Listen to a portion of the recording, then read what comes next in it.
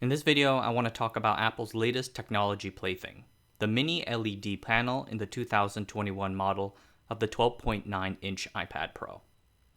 The reviews on the iPad have invariably noted how nice the display looks, and it appears that the technology is mooted to show up in some of Apple's other products, as is their tendency. Technology publications like Linus Tech Tips and The Verge have talked about what makes mini LEDs special, and definitely check those out too. But in this video, I want to take a look at the company supplying this interesting technology, one of the world's biggest LED vendors, Hsinchu-based Ennostar Group. We will continue, but first, please consider subscribing to the Asianometry newsletter. The newsletter is a good companion to the channel and a great way to stay in touch. Check out the newsletters for the full scripts as well as additional commentary after the fact. I am also adding some exclusives in the future. You can find the link to the newsletter in the video description below, or you can just go to asianometry.com. As of right now, you can expect a new newsletter every Thursday at 1 a.m. Taiwan time. Much thanks. LED backlit LCDs use LED backlights to shine light through the LCD, which is formally named TFT LCD, which carries the image. Note that the LEDs are not acting as the pixels themselves, they are merely providing the light which comes out through the final LCD. LEDs aren't small enough yet to serve as the pixels themselves. Current iPads use this type of screen, and mini LEDs are a refinement on this concept.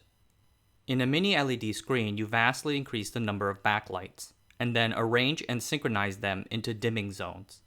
Sophisticated control circuitry is created to control all of the backlights uniformly and efficiently. This dimming zone system means that different areas light up or darken depending on the image characteristics, so dark colors can actually be dark. For this reason, these panels can offer amazing contrast ratios, better refresh rates, and more.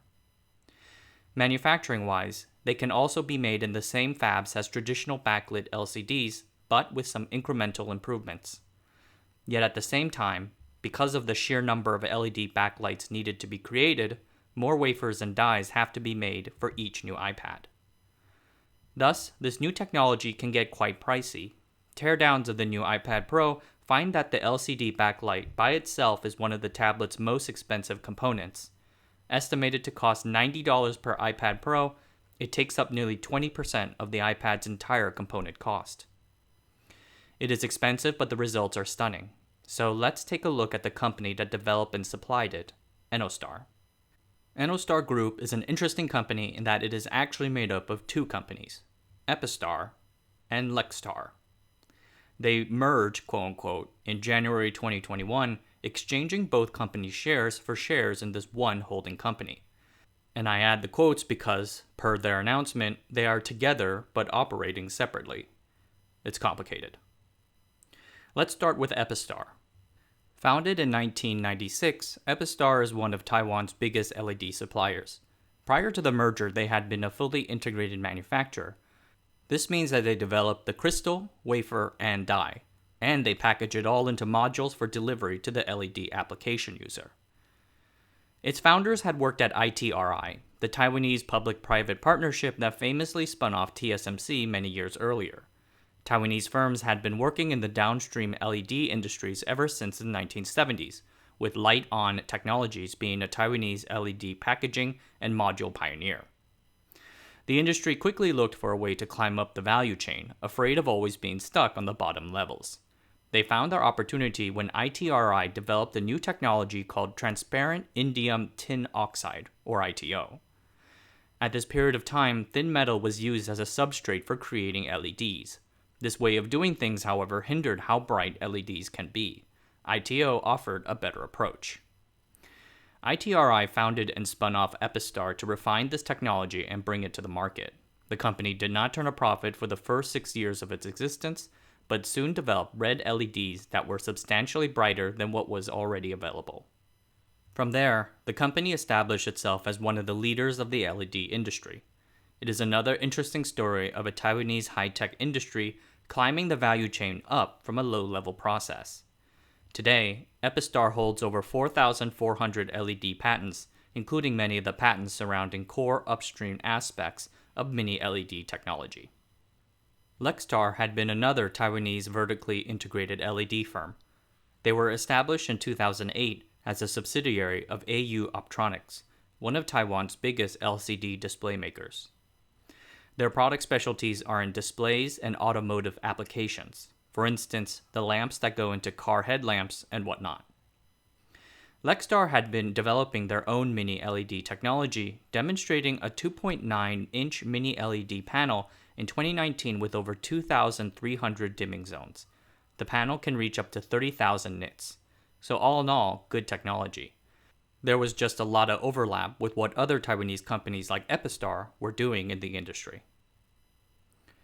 The Americans and Japanese had long been leaders in the industry, with companies like Cree and Nichia inventing many core fundamental LED technologies and patenting them. European firms Osram and Philips also had founding roles here. Taiwanese firms like Epistar then entered the market and flourished, but they were quickly joined by the Koreans and the Chinese. Many of these new LED suppliers are allied with larger, vertically integrated electronics conglomerates like Sharp, Sony, or Hitachi. This means that they do not necessarily have to make money. I talked a bit about this in my video about BOE technology. What this means is that the LED industry is seeing substantial overproduction in the space. It sucks profits out of the industry and negatively impacted the Taiwanese LED industry as a whole. Even TSMC found itself unable to compete here. In 2015, they sold their LED foundry operations to Epistar. This has been a long-term trend in the industry, and these market forces have not let up. The brutal industry conditions continued into 2019. Epistar 2019 revenues declined 27% from 2018. They made 15 billion NTD in revenue, which is about 575 million USD. Losses were almost a fifth of that revenue, 3.9 billion NTD or 140 million USD. Their gross margins that year were negative. Lextar generated revenues of 9 billion NTD in 2019, about 323 million USD, but posted a 310 million NTD loss, or 10 million USD. Their gross margins that year were 9%. With the economic situation the way it is, it makes a lot of sense for these players to consolidate and try to get bigger. The two companies had both been vertically integrated. That won't be the case anymore. Once part of Enostar, Lextar will focus on the downstream operations of a LED manufacturer. This means putting together the various LED components into finished modules. Epistar would handle the up and middle stream, creating the wafers and the individual dies, or grain. The merger would also allow them to focus their dual mini LED and micro LED development efforts, a key future growth industry and source of high-end margins. It would also bring some of Lextar's critical customers like AU Optronics and Cree Inc. to Epistar's upstream business, and it might allow them the chance to supply panels to Samsung Electronics, as AU Optronics has been a Samsung supplier for some time now. I would be remiss not to mention some of the other suppliers for this iPad. According to Bloomberg, General Interface Solution Holding Limited and Taiwan Surface Mounting Technology Corporation are some of the other key providers of the iPad Pro's display technology. These are some obscure names. I consider myself pretty familiar with the Taiwanese electronics industry, and even I have never heard of these companies. General Interface Solution Holding, or GIS, in Miaoli provides the touch technologies behind all sorts of touch screens. That includes the cover glass, the touch sensors, and the LCD display modules. Taiwan Surface Mounting Technology in Taiyuan does liquid crystal display surface mounting. This is a complicated process that solders electronics components directly onto a printed circuit board. This actually sounds kind of interesting, and I wonder how they apply it to LCD screens, but we shall save this for a future video.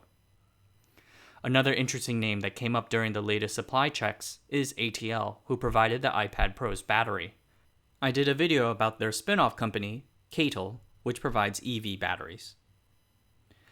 For all the nice reviews about the iPad, I guess mini LEDs aren't really making a huge wave just yet in the consumer technology space. I reckon that people are more stoked about micro LEDs and are probably already looking ahead to when those can start appearing on people's shelves. And that kind of makes sense. The commercialization of micro LEDs allows for revolutionary, brand new form factors and opens up new experiences in things like virtual reality. Imagine what new consumer products might come down the pike when that technology is ready. But all of that is more than a few years away. In the meanwhile, mini LEDs have a lot to offer. They deliver a beautiful image that rivals the very best that OLEDs can do. There is a rumor that says that the next mid-range iPad Airs are going to have OLED screens, while the next big MacBook Pros will have mini LED screens. I think that positioning, mini LED has the high end and OLED has the middle end, is really interesting. And assuming those rumors turn out to be true, demonstrates the potential that mini LEDs have for the future. They can deliver high dynamic range and color on par with OLED, while offering more brightness and less risk of burn-in. As for Enostar, today the company holds 12% of global LED chip capacity, crucial scale in an increasingly competitive industry where scale matters a whole lot. Snagging Apple's business demonstrates their technology lead, for now anyway, but there is still too much competition in the LED space. Companies in South Korea, Europe, and China are expected to catch up as soon as 2022, with giant Sanan Optoelectronics being the most worrisome competitor. Enostar has to continue innovating and investing in R&D, namely micro-LEDs, to keep Apple's business and push the display industry forward. Alright everyone, thanks for watching. That's it for tonight. If you want more content, you can like and subscribe to the channel, and remember to hit up the email newsletter and sign up. If you want to send me an email, drop me a line at john@asianometry.com. I love reading your emails. And if you live in Taipei, I would love to sit down and grab a coffee sometime, after this lockdown anyways. Until next time, see you guys later.